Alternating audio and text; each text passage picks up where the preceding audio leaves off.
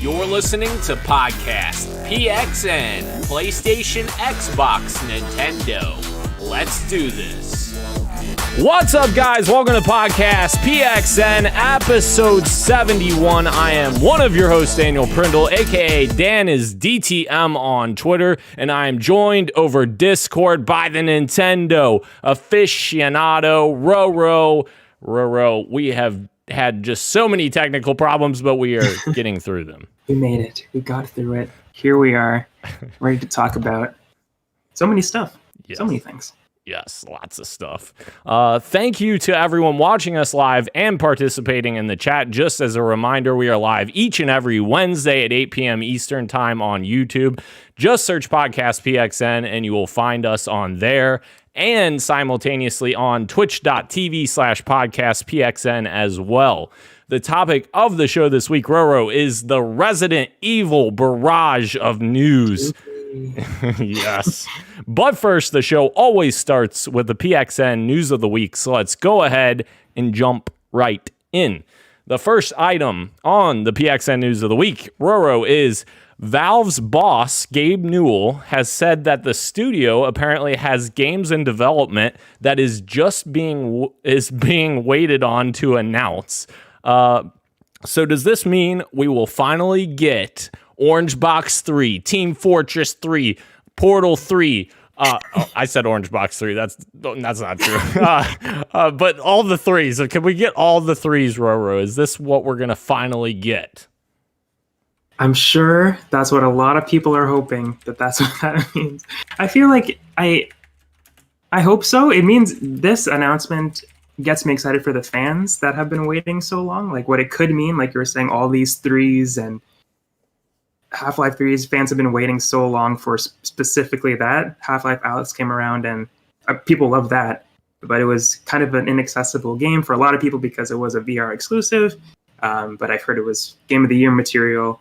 But not a lot of people got to experience that, and people want the next Half-Life. So I'm sure that's what a lot of people are hoping. I'm hoping that happens too. But as I was after I went onto this rant, this announcement doesn't mean as much. It doesn't mean so much to me as it does to a lot of other fans out there, because I haven't played the Half-Life games, and Valve isn't that big of a name to me personally, as I know it is to a lot of people out there.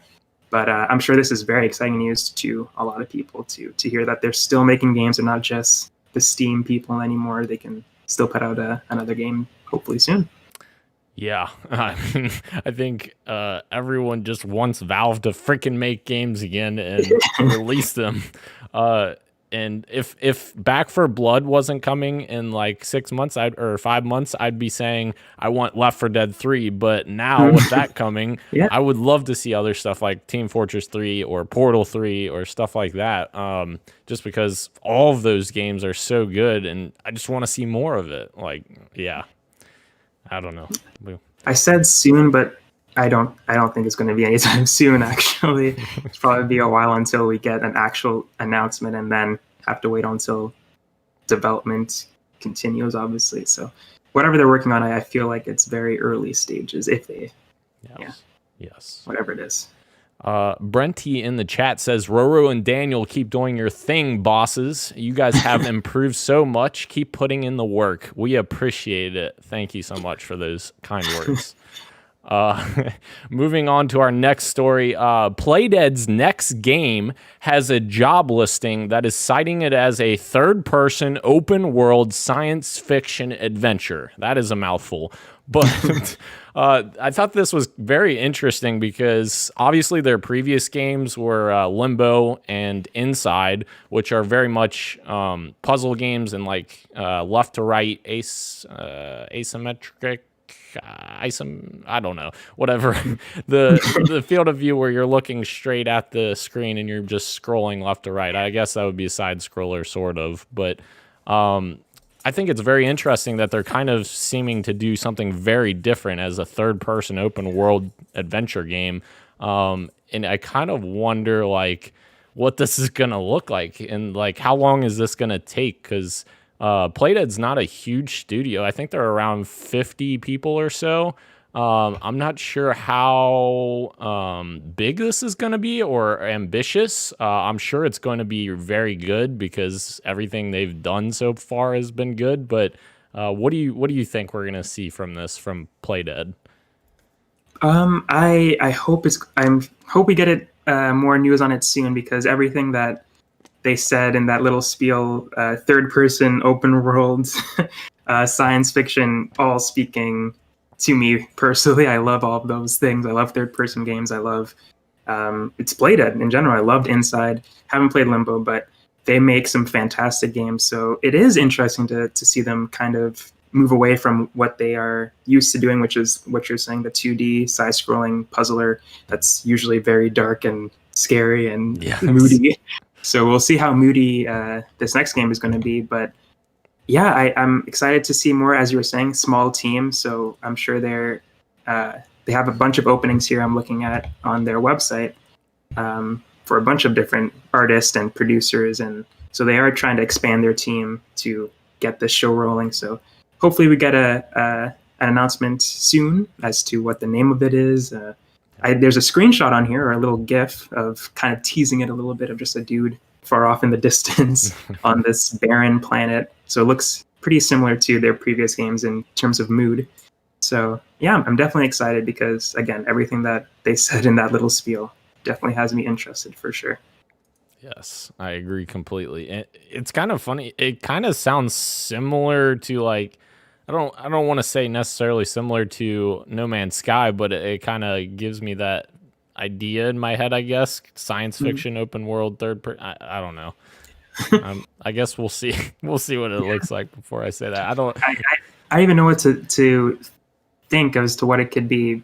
Yeah. Because of what Playdead's done in the past, like an open world game from them is going to be so different, I think, than what we're used to from Ubisoft and everybody else. Yeah. Then imagine what that might look like when they're the ones designing that. So I'm just excited to see what it's going to look like. Yes, agreed. Moving on, Roro, the Uncharted movie has been pushed back from this July to February 11th, 2022. I basically just included this because it's been something that we've wanted for so long. We've all been waiting for this Uncharted movie to, like, I just hope it's good, and it has great actors in it. Tom Holland, I think, would be a really good young Nathan Drake. I just want to see it. I just want to see it at this point. I just want to see a trailer. I want to see something from it, but I guess it's going to be a while until we see that, with it being delayed till 2022. Do you think, with this being pushed to 2022, do you think there's any chance that we have a new Uncharted game announced by the time this comes out to kind of cross promote? Ooh, wow. Do I think there'll be an Uncharted game by the time February 11th, 2022 comes around? Yeah. No, I don't think so. I hope so. That'll be awesome. Yeah. Then again, we did talk a couple weeks ago about a new studio that could be potentially working on one, and who knows, that might already be in the works. They might be pretty far in development right now. We don't know. So it is possible for sure. I just don't think so. I feel like we still have a ways to go until we get a new one. I don't know why, because Uncharted 4 was such a long time ago. Maybe we are closer than we think, but I don't know. With the PS5 just launching, I feel like we still have a little ways to go until we get a PS5 Uncharted. I don't know. That's just me. But I'm so excited for this movie. So excited. As you were saying, we wanted this for so long.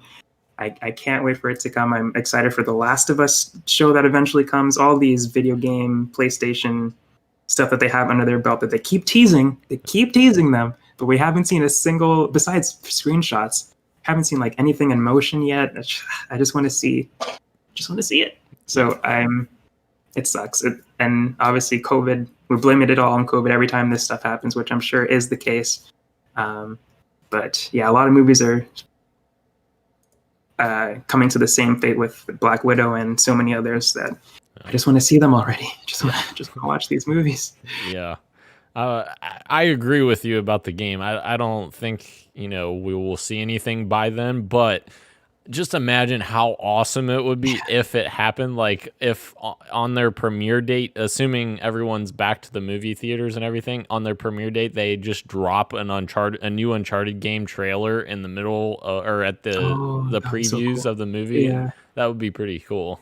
Yeah. But I could see that happening, like yeah, an announcement happening near the Uncharted movie coming out. yeah, For sure, that would be awesome. yes, Yeah. that would be awesome. Roro, moving on, Activision has announced that their studio Vicarious Visions is being merged into Blizzard.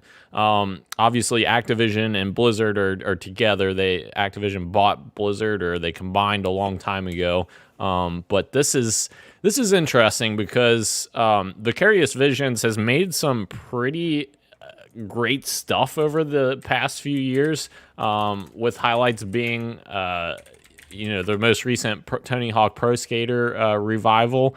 They did Crash Bandicoot Insane Trilogy.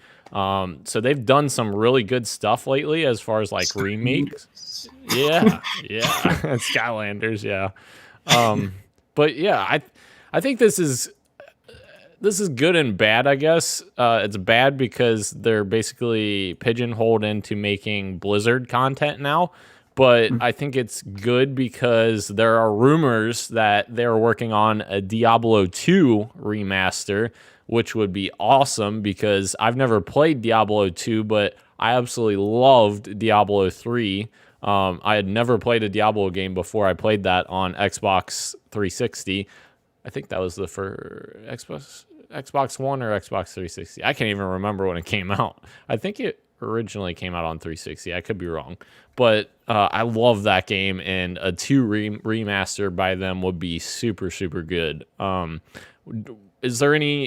you have any ideas on what you think this could mean for them, I guess? Do you think maybe they help out with Overwatch, or do you think these Diablo rumors seem to be true? Yeah, I hope they're going to work on Overwatch for my personal wants and needs, because I would love to see more from Overwatch. I've heard that they're in some development woes, kind of slowed down a little bit, so getting them on board would be awesome. They've definitely helped Destiny in a certain way that I think could be helpful for Overwatch as well. Back in the day, where they helped with some previous expansions, I believe, on Destiny, and they were good expansions. I think it was Shadowkeep was the one that they worked on. But yeah, again, like you were saying, this is both good and bad. I do think that the Diablo 2 rumors are probably more likely than them joining Overwatch, or maybe they split up the team. I don't know how it works. But yeah, I think they probably are working on a Diablo 2 remake. That would be awesome. That would be really cool. But as you said, good and bad. I know a lot of people were hoping that they might make a new Tony Hawk game or something. So that's probably not going to happen. But apparently EA, I saw this before we started that I didn't get to mention, but they bought a studio that might be working on a skate game. So people can still get a little more new skate in their life. But yeah, Vicarious being nabbed up by Activision probably doesn't mean that they're going to be free birds anymore. Yeah. Freebird, I like that. That was a good reference there. I'm kidding. The song Freebird just came into my head for some reason from Guitar Hero, which would have been great if they made Guitar Hero, but they didn't. So just Activision. Yeah, just Activision. Moving on, Roro. The Medium has been getting reviews coming out today, and the game actually comes out tomorrow and launches with Game Pass. This game has been, I think people have been looking forward to this game, as it's a Series X and S exclusive with PC, obviously. But it's gotten pretty good reviews. It's gotten probably, good reviews. I wouldn't say they've been great so far, but they've been very good. A lot of people's main concerns seem to be performance based. It has some slowdown issues and graphical issues in that regard, which doesn't surprise me a ton because this is not a huge AAA developer that's developing this game. It's a small game that is being, I guess, shoehorned into Game Pass to help incentivize people to play it, which is good. And actually, I think I saw Greg Miller tweet out that he said, I wouldn't necessarily recommend $50 to play this game, but I would recommend to play it if you have Game Pass, which, I mean, I guess that's part of the added value to Game Pass is people, want content. It doesn't necessarily have to be the top tier cream of the crop content. It just has to be good content. Yeah. But I thought it was cool. IGN's review basically says it's a unique reality shifting ability to bring a new dimension to some tried and tested genre puzzle solving mechanics, which that part sounds very interesting to me because I thought it was just going to be like a weird, like Alan Wake-esque type of game, but it seems to be more like puzzle elements involved with it than I originally thought would be there. And it also says that it delivers a psychological horror adventure that's all thriller and no filler, which, I love that. That's good. and people have been comparing it to Silent Hill 2, I believe, which is very good, very widely loved as well. Praise, yeah. Yeah. So I know you're not into spooky games, Roro, but Scared already. Just listening to you talk about it, I'm scared. but will you play this game?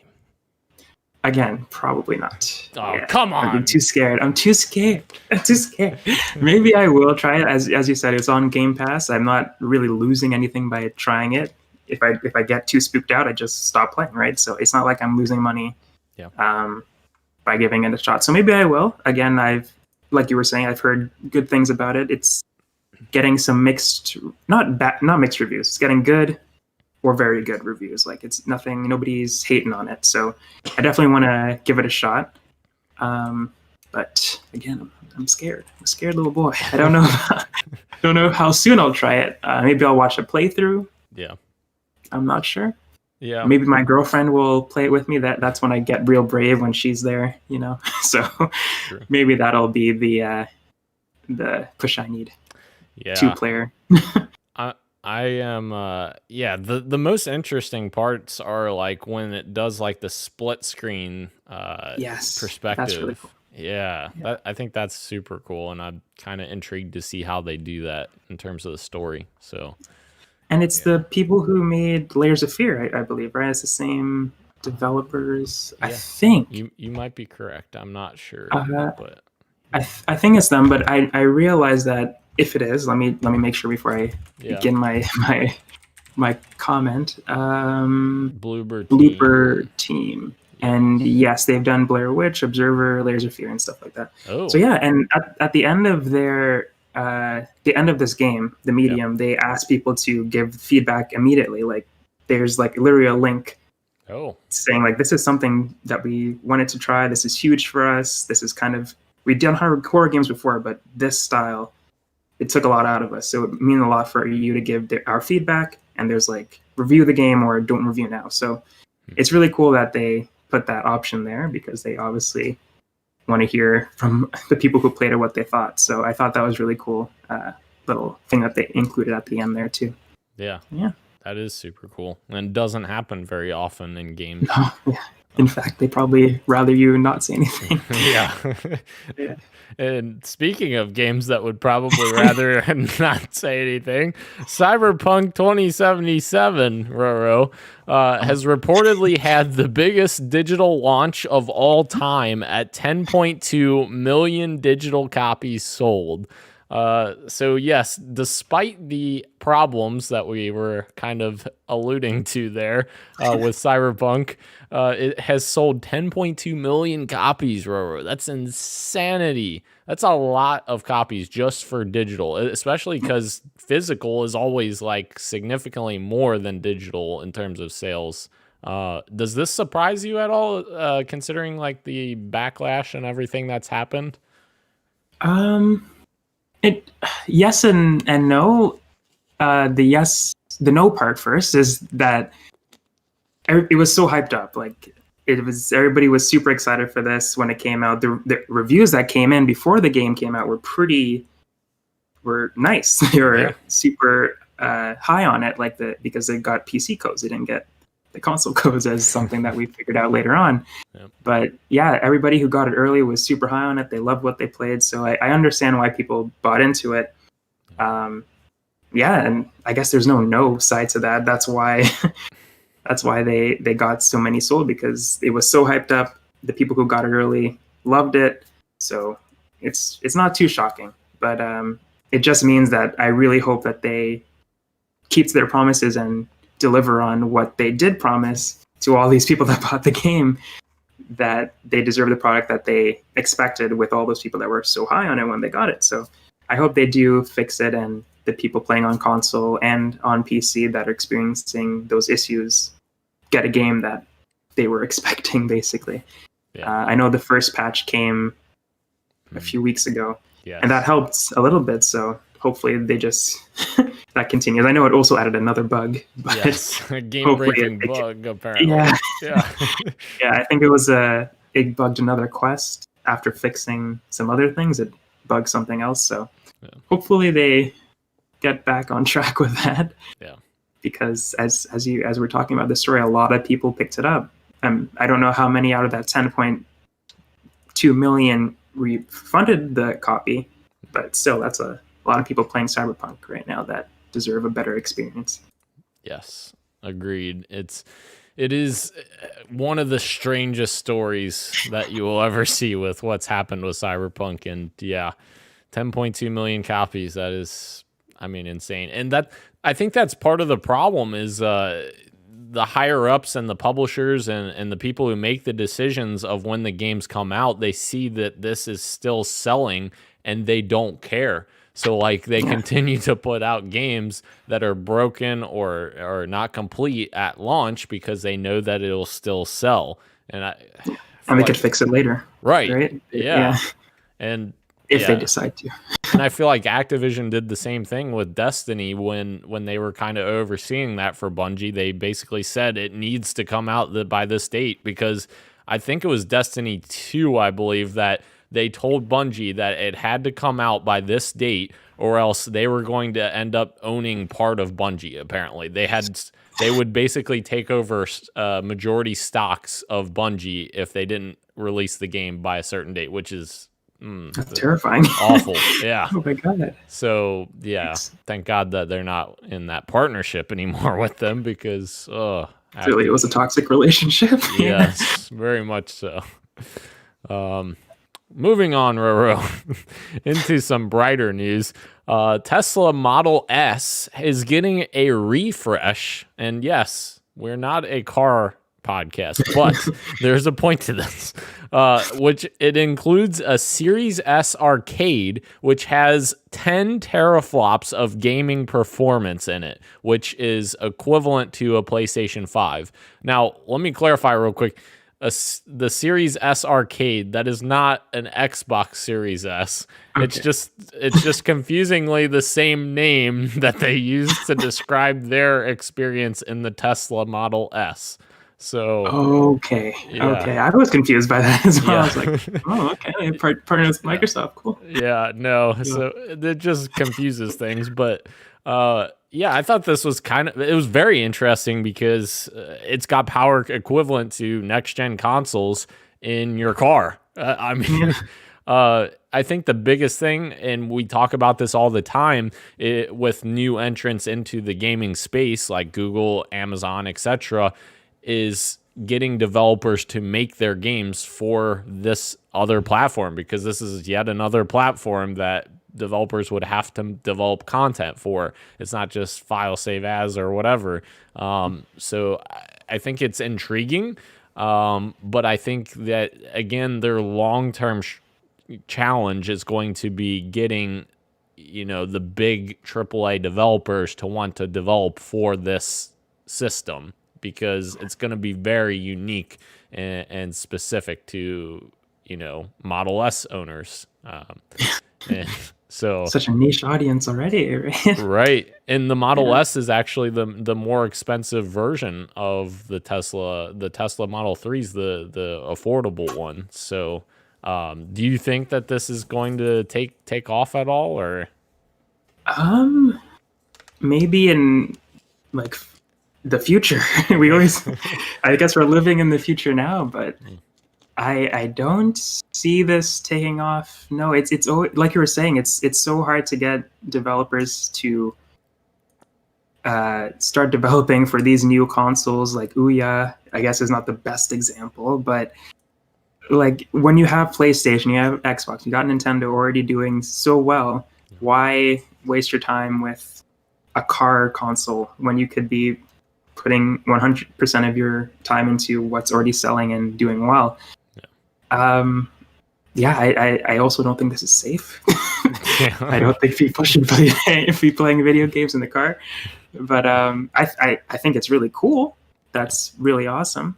But I don't think this will take off. Only time will tell. Elon Musk, maybe he can find a way. He's got the money. I'm sure he can find some people that'll want to do this for him. So maybe it can happen. Yeah. It'll definitely take some time, and maybe when they kind of refresh their other lines as well and include something like this, then maybe it'll take off a little more.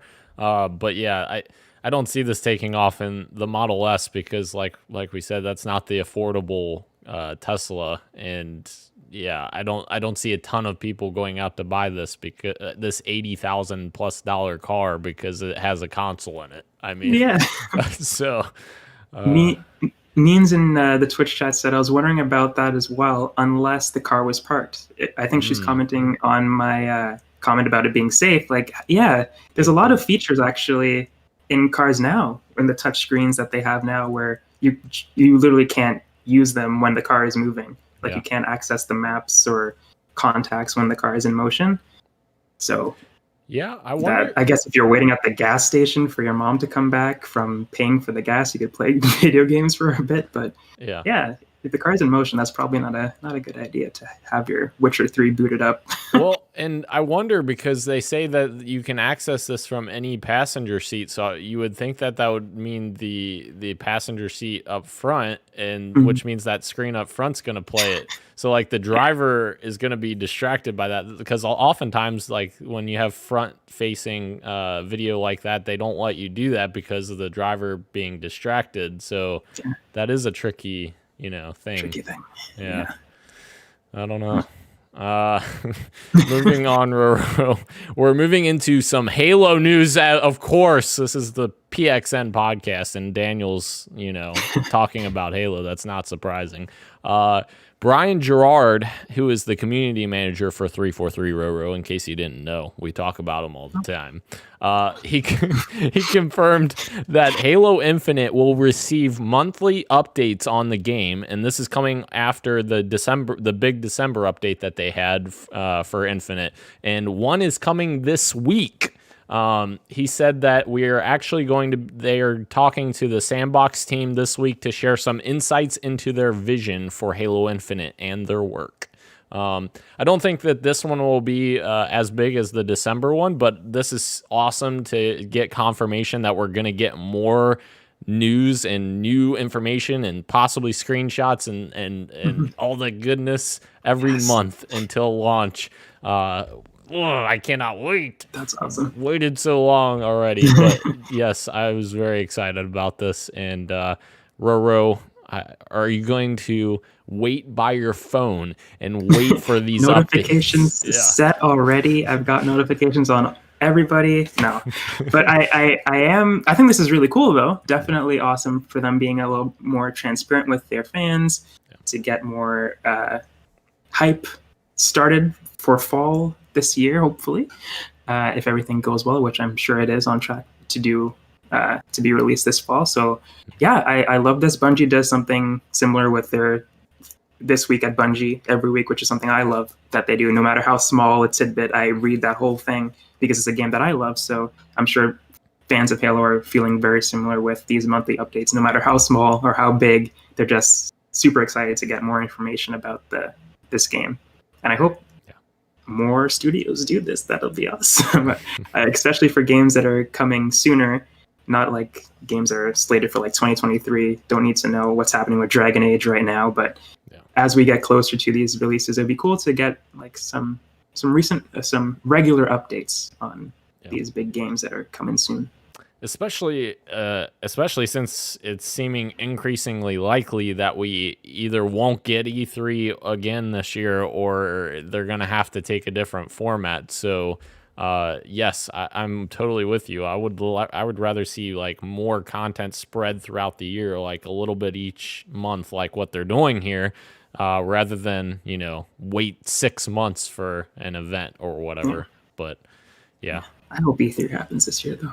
Yes, I agree. Maybe not in person, but Right. yes, I really hope they do an event or something. I agree with you. I hope so too. Moving into our final news story, Roro, Xbox Live Gold had an interesting price experiment on Friday.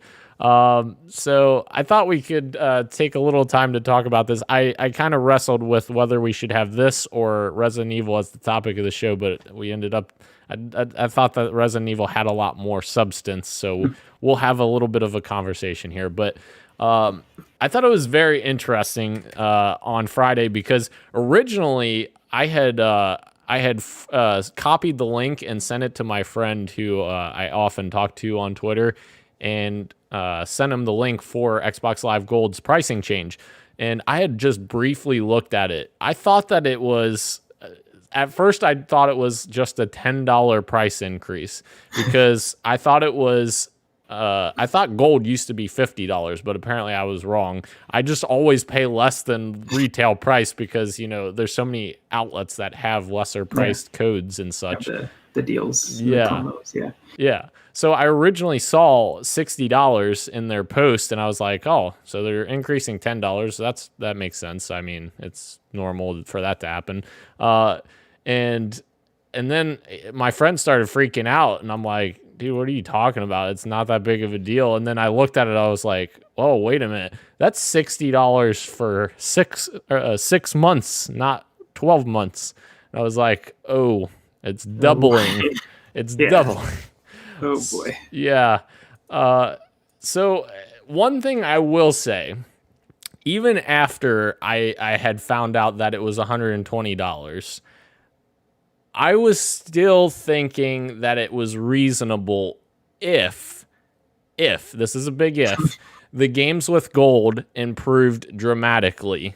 And also, one thing of note as well, they did say that current subscribers would not change in price. Their price would stay the same. So if you're currently subscribed to Gold, it would still be $60 for 12 months. They said that in their original post.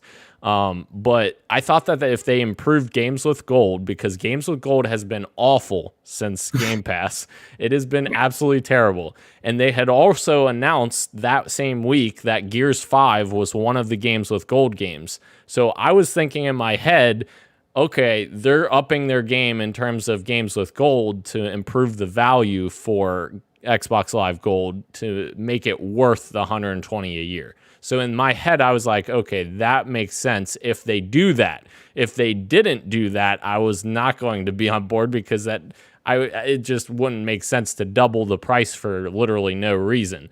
So I don't know if that's what was going to happen or not. That's just what I was thinking in my head. I know a lot of people were having a more aggressive reaction than I was. I was just like, okay, let's think about this. They're not just gonna, they're not just gonna double the price for no reason, in my opinion. But what was your initial thoughts on all of this and how it went down?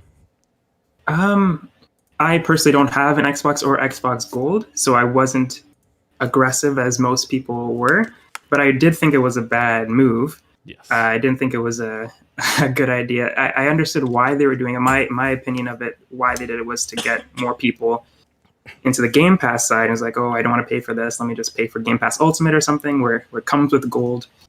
But I don't know, even if they were planning to make the game selection better, then doesn't that just do the opposite, like make people want to get gold instead of Game Pass? If the games are going to be fantastic on Game Pass, on gold, may as well just get gold. I'm getting free games and I get to keep them if I keep paying the $120.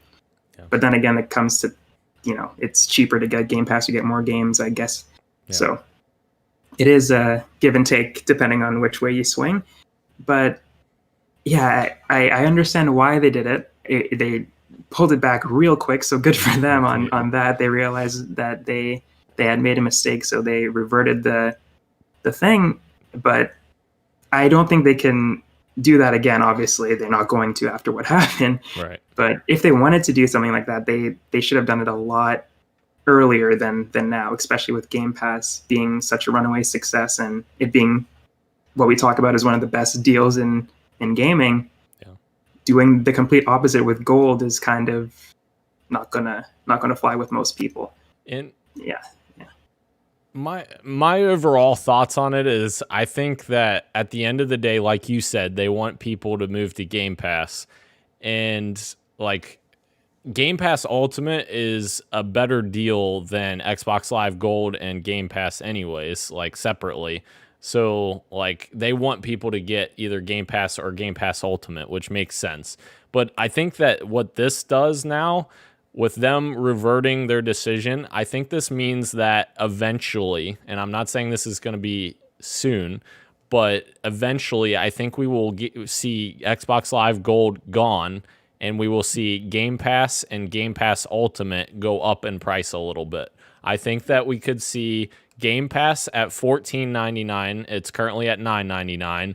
And then Game Pass Ultimate at $19.99. So a $5 increase for both of them and eliminate Gold. I could see that as a attractive option for them to get rid of Gold, but still, get that money from elsewhere, if that makes sense. And you're getting more people into the Game Pass ecosystem, which is essentially what they want.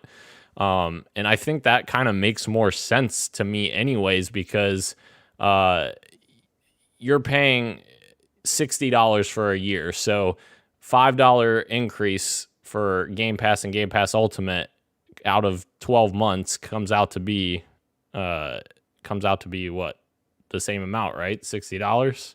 5 times 12? Yeah, $60. Yes. So essentially it's the same amount of money, but they're just moving it into a different perspective, I guess. And if they're trying to get more people into Game Pass, that will just, make it easier for them to say, hey, here's Game Pass Ultimate, join us here, and you have friends talking about it and all of this stuff.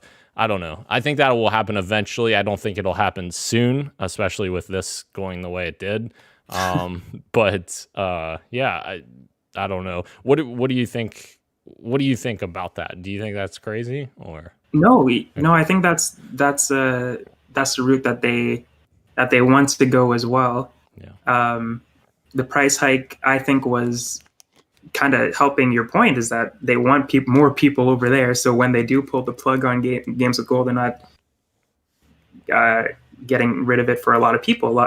Everybody is already over at Game Pass, so not a lot of people being inconvenienced. But yeah, I agree. I think that they do want to pull the plug on Gold eventually. As you're saying, the games haven't been fantastic for a while. Yeah. And they did a really great thing where I believe that they are the only ones that haven't done this yet, which is make free-to-play games. You don't have to have Gold to play those games. Yep. So, which I didn't know, because I most of the time Xbox is the one who's ahead of the game on player moves like this. So I didn't realize that they hadn't done that yet. But I think that's fantastic that they did that. And again, to your point, I think that they're slowly making these decisions so they can finally pull the plug. Yeah. Maybe not soon, but eventually. So they're starting to remove some features right now. Yeah. If there's one good thing that came out of this, it's that free-to-play games no longer require Gold, and that means Halo Infinite's multiplayer is completely free, no strings attached now, which is perfect. That's exactly what that game needs. It needs a big population, and once people get into it, hopefully they stick around, and I'm excited for that. And the last thing I want to say about this, well, actually, before I go into this, one more thing I think is important as well. Microsoft is a huge company. They're almost $2 trillion company. these decisions aren't necessarily made by Phil Spencer or, Xbox people or whatever. This can come up from the higher ups, Satya Nadella or anyone below him that make, finance decisions for Microsoft. And this stuff happens over many months.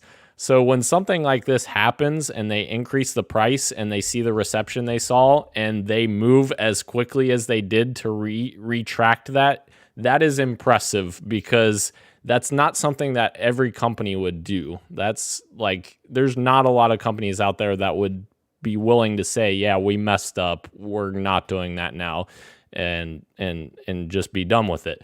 So with that being said, there were people that thought that, and these are like conspiracy theories, that people thought that because of how quickly they went back on it, they think that Microsoft planned this as some sort of PR move to help improve, their reach or whatever with Xbox, which is completely ridiculous. And the biggest reason why this is completely ridiculous, Roro, is they shipped out $60 6-month Xbox Live Gold cards all over the world to retailers. Why the hell would they do that if it was a fake thing that wasn't supposed to happen? People blow my mind, Roro. Yeah, that doesn't make any sense. Yeah. Yeah. So, yeah, that's my final thoughts on it. Do you have any other thoughts on it before we move into games we're playing? No, except that I really hope that one day, I understand they got to pay the bills, they got to keep the lights on over there, but I really hope someday where we don't have to pay for online. Yeah, that would be nice. But I get it. Yes, for sure. Roro, moving into the games we are playing. I have not played this yet, but so I was kind of lying, but I snuck it in here. Master Chief Collection Season 5 just released today, and I did boot it up and looked at my rewards. I've already unlocked half the rewards because of all the tokens you get for playing. I've earned so many just by normally playing. So I've unlocked half the new content. There's 100 new pieces of content for MCC. Play it, people. It's the best value out there. And I also played and finished Hitman 3, Roro. I finally finished a game. But to be fair, I only played through one time on each level, which I'm planning on going back and playing other ways because that's part of the fun of Hitman. But really, really love the game. I like it a lot more than 1 and 2, and I really liked 1 and 2. The biggest thing for me is the locations. As we've talked about, and as the reviews talked about, man, those locations are so good and so diverse. Like, they're so different than one another. The opening level in Dubai is absolutely amazing. Like, the lighting in that level is incredible. Like, right from the get-go, when you go up the stairs and you're open to all the open windows and you're hundreds of feet in the air. Oh, it's so good. That's the one that I saw when I was looking at videos about it. And I think I talked about it when we were talking about the reviews last week, of just how gorgeous that particular level was. I was blown away by that. Yes. So good. And there's like a castle one too that's like a sort of murder mystery type experience. Yeah. So good. I love it. So I definitely recommend that to people if you're on the fence. And the last thing I played this a little bit last night with one of my friends, Fallout 76, Roro. I went back to this because I was like, man, they've done so much work on this. I love Fallout. I want to see what they've done because they added single player stuff and all this.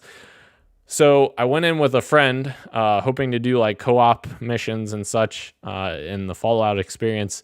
And we discovered that all of the new content that they added with the Wastelanders DLC and all of that, it doesn't let you play quest lines in a co-op fashion. It doesn't track quests with a co-op party. It only tracks it per person. So like my friend could be helping me with my quests, but he's not getting any experience or he's not getting progress, nothing. I'm like, Okay, why? No, yeah, it's like, man, I wanted to get back into it and absolutely love it, but I think that just killed it. We both said it when we were playing it, and we looked it up online because we couldn't believe that was the case, and it is. So very, very disappointed in that. So yeah, Fallout 76. You almost got him back, guys. Yeah. Almost got him. Just one little update would have fixed that. Yeah. That sucks. I hate when games do that, especially when they're multiplayer. It doesn't make sense. No. But yeah, the games that I've been playing, of course, Destiny. So I shall update everyone on my Destiny, what I've been doing in Destiny. I finally got Hawkmoon. That is a new gun that has returned from D1. I finished the quest. Oh boy, did that quest frustrate me. It was a good quest. It had great dialogue. Loved the Crow character, which is Aldrin from the past. Well, his name was Aldrin, but now he's reborn as a Guardian, and his name is Crow, and he's fantastic. Love him. So I enjoyed those parts of it. But oh boy, was it hard to beat the final level of that quest. But I got it done. Loving Hawkmoon, using it all the time in PvP and in PvE. It's a fantastic gun. So my next thing that I need to do is to get the random rules and the catalyst for the gun. So I'm going to be working on that next in Destiny. So next week we'll find out if I actually did it or not. And the other game that I'm playing is Cyber Shadow on Game Pass. So that is a new game that came out recently, and it is a side-scrolling action platform game. And it's published by Yacht Club Games. Oh, Shovel Knight. Yes, yeah. And the developers are Mechanical Head Studios. And I don't remember if they've done anything else before, or if this is something new by them, but the game's great, and it's like an NES sort of vibe. Super difficult. I'm pretty early on in it right now. And somebody else was talking to me about it, saying like, yeah, it's hard, but at the beginning, it's not that bad. Once you get further on, it gets really hard. And I'm like, dude, I am maybe an hour in right now, and I'm bashing my head against the wall of how difficult it is. So I can only imagine how hard it's going to get from here on out. But regardless, very much enjoying it. So I'm excited to get back to it. And again, it's on Game Pass. So if you think this sounds cool, it is cool. It's a very retro style game, and with a lot of challenge. So you should definitely give it a shot if you have Game Pass. Definitely recommend it. And it's from the people who published Shovel Knight, for crying out loud. So yeah. Nice. Roro, apparently if we want to become famous, buy followers online from our Twitch chat. You should definitely click that link. Yeah, definitely don't click that link. I wish I should have signed in as the podcast account. I'm signed in as myself, so I can't remove the comment because I'm not even a mod on the podcast channel. So we probably need to fix that. We're both mods on there because I didn't think of that. I tried, but I was like, wait, I'm not a mod, am I? Yeah, yeah. Well, sorry about that. Don't click the link, ladies and gentlemen. Moving unless you want to be famous. Yeah, exactly. Moving into the topic of the show, Roro, Resident Evil has gotten a bunch of announcements as well as some speculation / leaks as well. And the first thing here, Resident Evil Village is coming to PlayStation 4, PlayStation 5, Xbox One, Xbox Series S and X, and PC on May 7th, 2021. That is a lot sooner than I thought, really, Roro. Yeah. I am very excited for this. I know you're probably not going to, you're not going to play, or you'll be very, very hesitant to play, but I am so excited, and all the new stuff that they showed off for this game looks so good, and I just can't wait to take in this world. And a lot of people have been comparing Village to Resident Evil 4, very purposefully, because you start Resident Evil 4 in a like village type atmosphere. And I love Resident Evil 4. Resident Evil 4 is one of my favorite Resident Evil games by far. So yeah, this got me very excited that it's coming just a few months away, Roro. Yeah. What did you think of what we saw? I thought it was great. Like, as you said, I am a fraidy cat. I may not play this right away, but it did look good. It looked beautiful. That engine that they're using for these games is just stunning. Everybody is loving that tall vampire lady for good reason too, you know. But everybody loves a vampire lady. But yeah, it looks fantastic. Brittany did a great job hosting the showcase. She's a huge Resident Evil fan, so I'm glad that they got her to do that. But yeah, I'm glad that it's coming to PS4 and current gen systems, as you said, because it was originally announced just for PS5 and Series S and PC. So I'm glad that it's going to be coming to those consoles too, because if I do decide to play it, I will have a place to play it because I don't have a PS5 yet. But yeah, it looked great. It looked really good. So I'm excited to see more. I'm sure we're going to talk about the other thing that they showed off later, the multiplayer stuff. Yes. But yeah, it looked really good. I love the inventory management that they carried over from the first game. I love the vampire daughters that that will be chasing you around as well. Yeah, it looks like a fun and scary time for sure. Yes, very excited. And so along with this, Roro, we got a exclusive demo that they announced. I believe it's called the Maiden demo. Is that correct? Yeah. So they announced a demo, which I was excited for that. And I'm still excited to play it, to be fair. I haven't played it yet. I haven't had a chance to. But the demo is an exclusive to PlayStation 5. I don't love this. Here's why. They announced another demo that's coming in a few months, I think, a couple months or so. That's going to come to other platforms. But this is a separate experience from that. This is like essentially a standalone experience that's separate from the actual game even. It's a unique experience for PlayStation 5 only. My biggest problem with this is, and I talk about this all the time, I don't understand why a multi-platform game is getting an exclusive demo to not only just one platform, but one platform on Sony's consoles even. This game is coming to PlayStation 4 also, so why is this only on PlayStation 5? Not only that, there is a huge lack of consoles out there for PlayStation 5.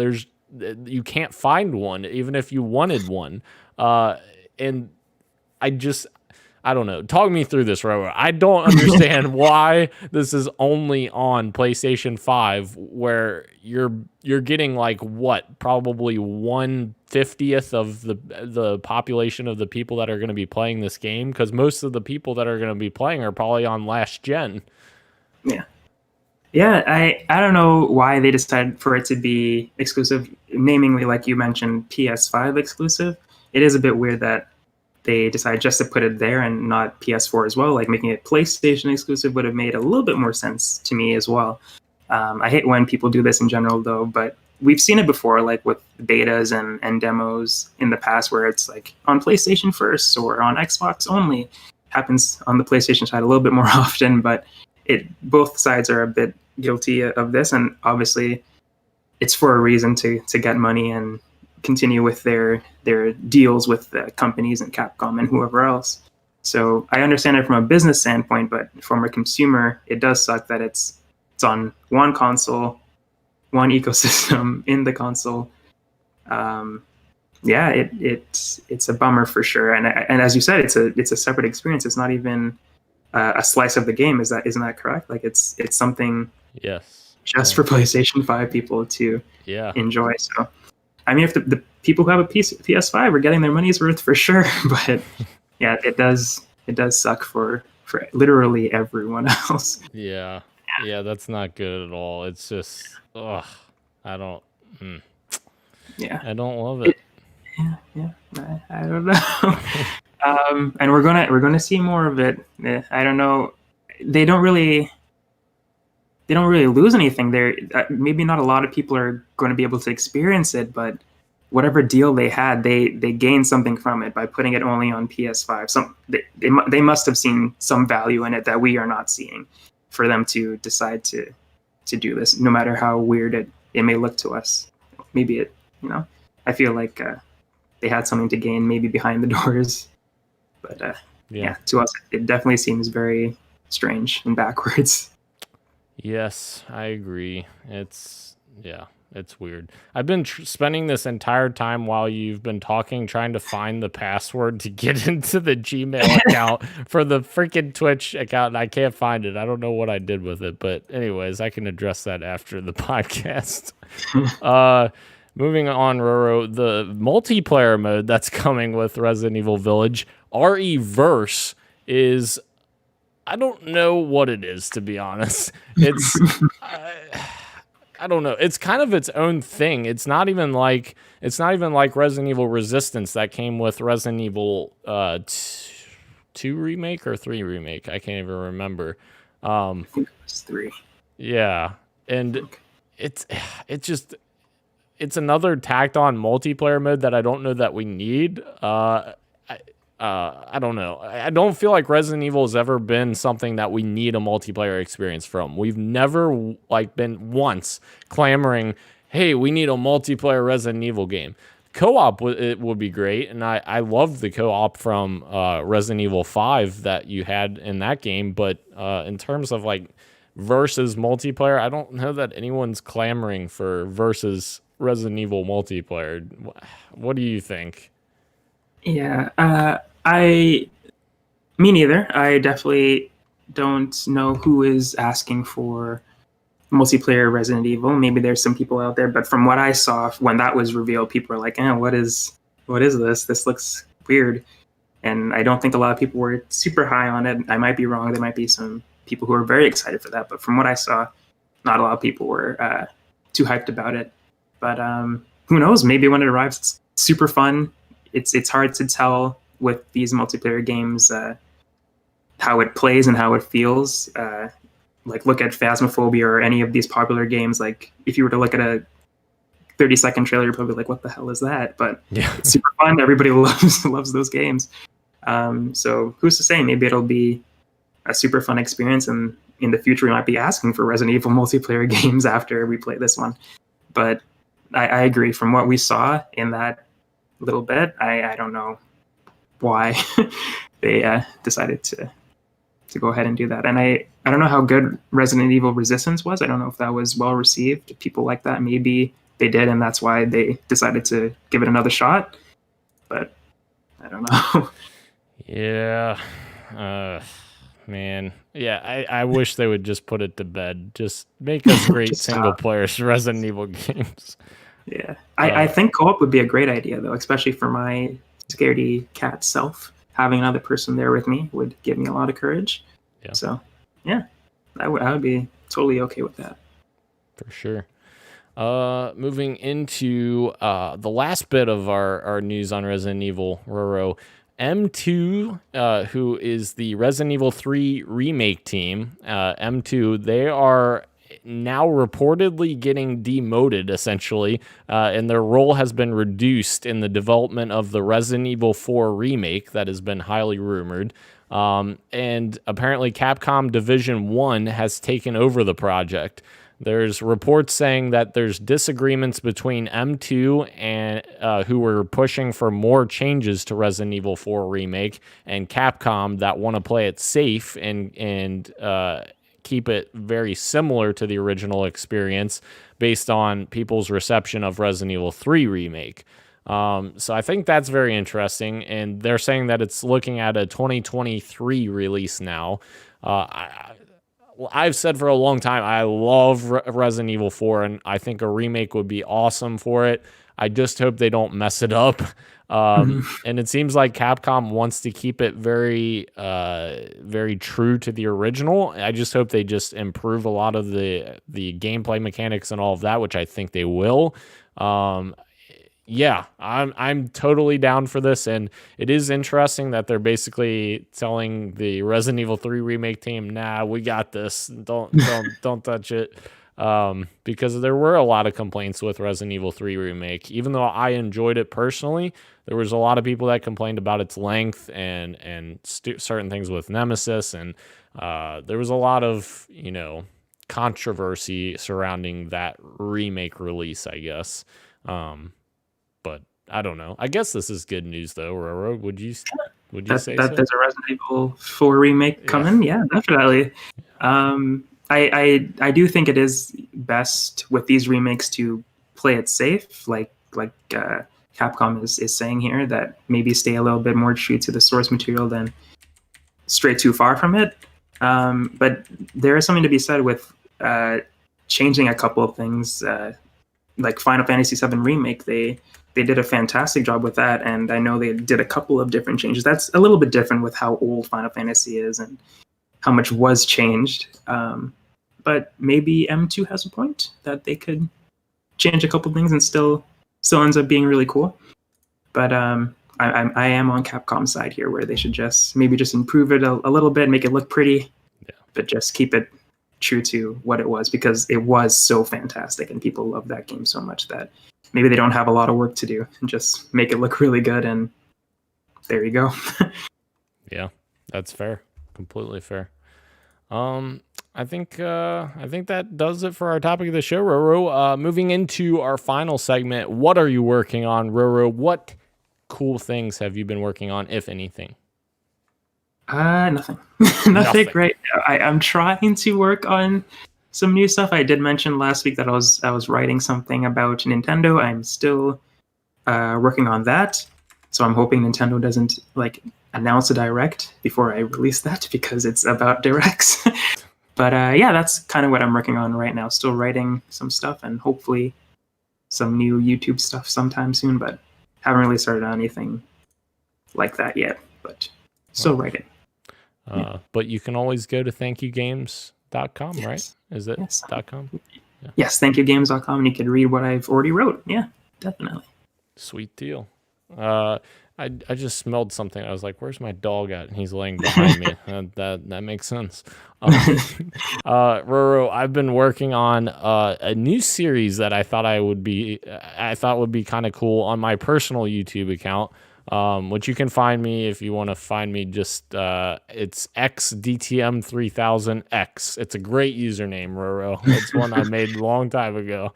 But it's called Daniel Reacts, and I kind of wanted to do these 10-minute-ish videos reacting to one subject that I pick each and every other week. I'm doing them every Friday at 8 p.m. is when they're releasing every other week. So last week I released one on Friday, episode 1, and then obviously I won't have one this week, but next week I'll have one. But I just did this past week about multi-platform games getting exclusivity, which is very well timed with the Resident Evil stuff, and that's kind of why I chose it. But yeah, that's what I did there. I'm trying to get to 100 subscribers, Roro, so I can change my freaking username URL to something else instead of XDTM3000X. Ugh, it's awful. But yeah, that's all I'm working on. Anything else before we close, Roro? No, that is it for me. All right. Thank you again to everyone joining us both live on YouTube and on Twitch, as well as podcast services everywhere, including Apple Podcasts, Google Podcasts, SoundCloud, Spotify, and Stitcher. Thank you, Roro. I am Daniel. This has been Podcast PXN, and we are out. Much love and keep on gaming. See ya.